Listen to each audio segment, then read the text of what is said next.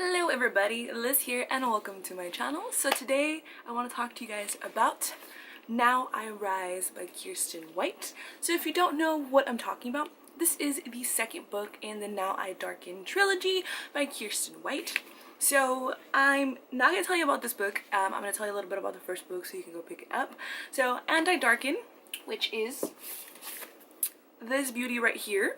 As you can see, these books have amazing covers. It is a historical fiction novel trilogy that follows Lada Dracul, who is in our history would be Vladimir Dracula, who is Vlad the Impaler.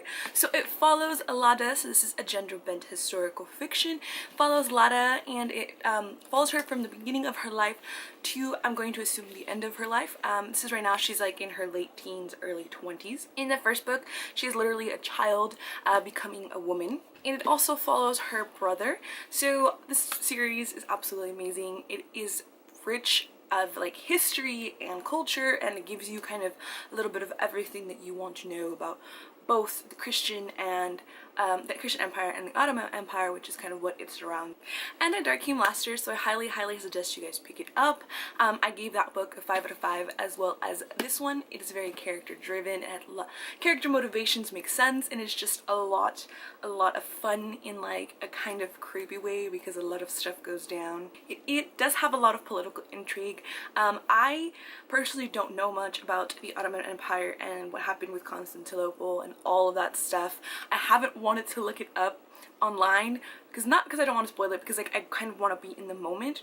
I'm pretty sure if I looked it up I would remember what happened, but I don't, so I don't want to do that, and I didn't do it for this particular book either.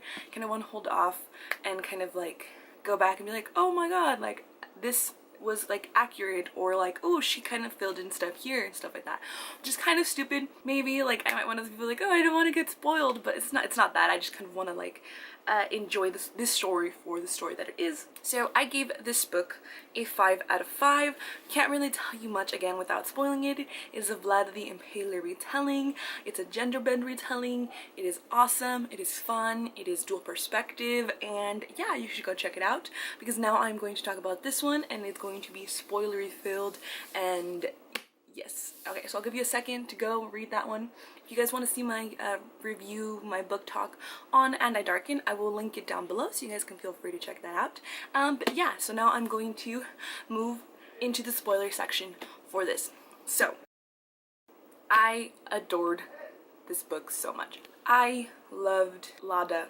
Like, I really like Lada in the first book, but she is such a badass, and I think that it showed that, and as well as how intelligent she is and how well she is playing these whole like political situation. So we start off the book, and it's been about a few months, I'm gonna go with, since she left Mehmed and Radu back at Eridu, and she's kind of making her way to Transylvania, to Wallachia. And she has not had it easy. She has been struggling. Like, she didn't think that it was going to be as hard. Like, she knew it was going to be hard, but she didn't think it was going to be as hard as it is. Like, she's a rightful heir. She should have, you know, had much easier time reaching the throne, but she hasn't. I mean, she is very lucky that she had all these janissaries that were extremely loyal to her, and I love the dynamic between them grew, so we got to see a little bit more of kind of like Lada being human as opposed to just kind of being this like small ball of anger. I enjoyed Radu's parts too. His were a little bit more nerve-wracking, I think, than Lada's, in the aspect that like his was a lot of hardcore emotional toil, and I was just kind of feeling really bad for him, but at the same time I wanted to kind of grab him and just shake him around a little bit, like, really? Like, you kind of like, you did this to yourself. Like, I was really frustrated with him, and I wish I hadn't been, because I can understand his motivations, but at the same time I was like, Radu, please get your life together, go back to your sister. Speaking of like going back to his sister, I really enjoyed the fact that each of them needed each other, but they had to compensate for not having each other. So Lada kept saying like, what would Radu do? And then Radu kept saying, what would Lada do? I mean, granted, neither of them really took the advice of what would the other sibling do, but they constantly had the other sibling in mind. Radu was constantly like, oh, if Lada were here, like, she would have gotten shit done already. She would have done this already. And Lada was constantly like, if Radu were here, this would be so much easier for me. Like, I really want my brother here. I really need my brother here because he has a lot more political savvy. He is much more politically, like, inclined. Like, he has a much softer touch when it comes to, like, dealing with other people that you need kind of in, like, politics. We have, I'm gonna go with Radu first just because I feel like his was a lot more emotional and I was a lot more frustrated with Radu than I was with Lada the entire time. So we are with Mehmet still. And Mehmet has kind of become this kind of like, I am the Sultan, I am super important, which, I mean, it makes sense, like, you're a ruler. But we figure out later that, like, Mehmet was using Radu, like, a lot. And I am so mad at Mehmet. Like, I want to just kind of slap him and throw him over a bridge because it's not nice that you do this to your friends. So he sends Radu as a spy to Constantinople. Okay? After Radu was like, I am so loyal to you, I will do anything for you. And Mehmet literally took you like, you would do anything for me? And we figure out that part of the reason that he sent him away was because these rumors of a male Harman were kind of arising, and the reason that Radu was Radu the Handsome was because everybody thought that Radu was Mehmet's bitch, essentially. Like, that's what everybody thought. Like, oh, like, Mehmet is just using Radu, which he was, just not for the reason everybody thought.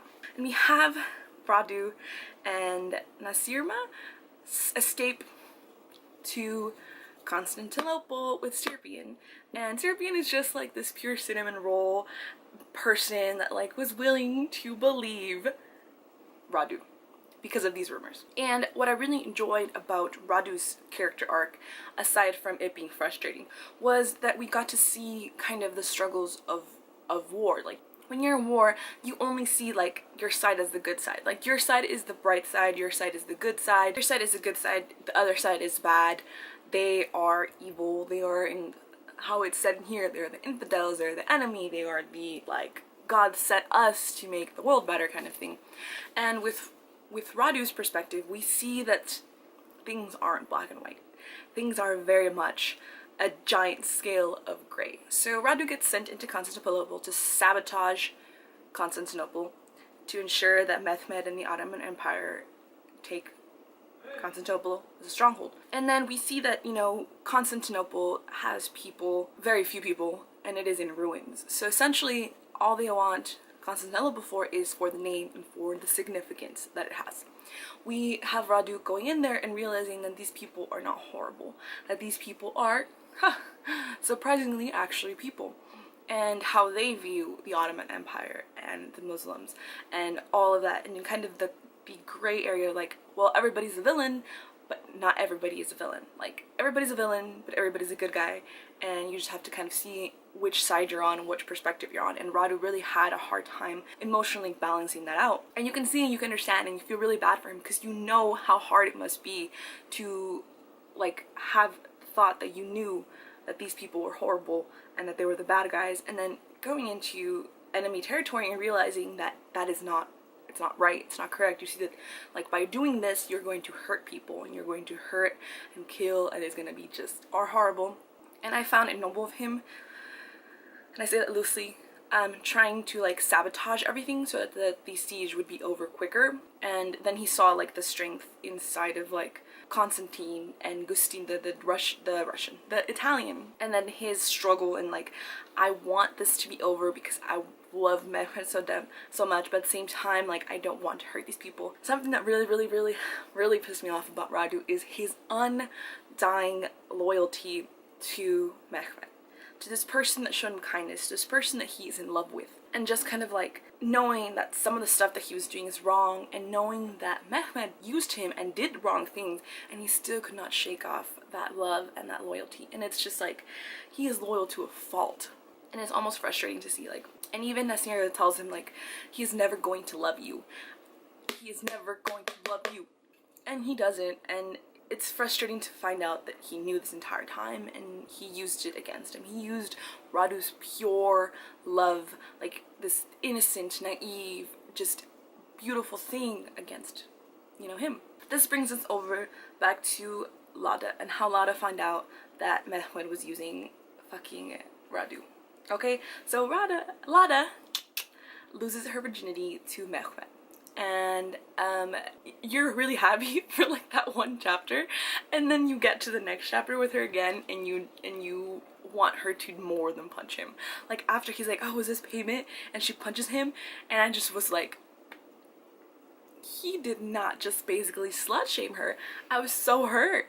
I was like, Lada, you just kick him in the balls. Like, it's so unfair that he was gonna do this, because he essentially initiated it. And she's just this idea that she was so in love with this man, and she kind of like held him at such high standards, and essentially like loved the idea of him and who he could be. And then for him to say that, I was like, and then he didn't even have help for her.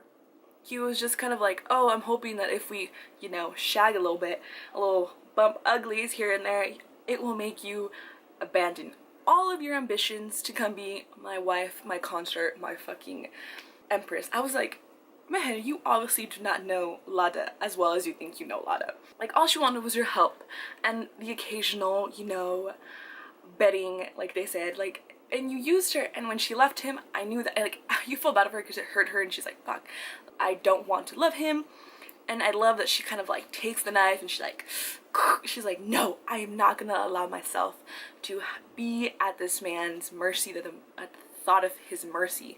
So when she takes Bog, I can't really say his name, when she takes him into her like tent, to like hopefully get rid of these feelings, because she's like a horny teenager. I appreciated that. I was like, that was reasonable. Like, it wasn't her just, oh my god, like, I'm never gonna find anybody like Mehmed.